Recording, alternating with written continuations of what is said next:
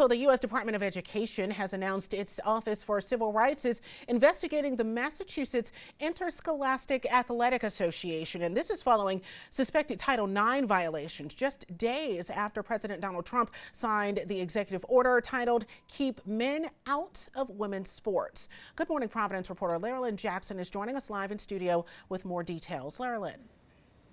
Thanks, Cara. The MIAA is one of 3 athletic programs under investigation. Title IX is a federal law that was implemented in 1972.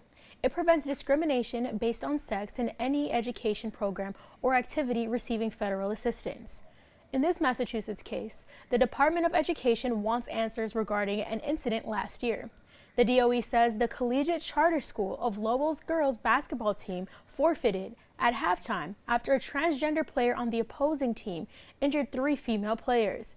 Another incident happened in a field hockey game last year when Dighton Rehoboth forfeited a game to avoid playing a male player on Somerset Berkeley's team that later won the state championship.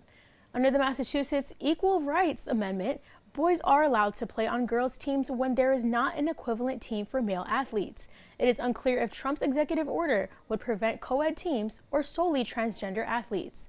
Last week, the DOE said that federally funded educational institutions will go back to enforcing Title IX protections on the basis of biological sex after Trump's Keeping Men Out of Women's Sports executive order.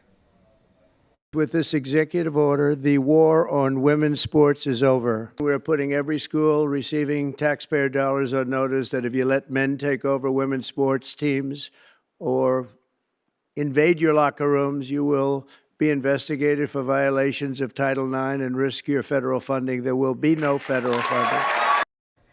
This executive order is instructing the DOE to take enforcement actions if the order is violated.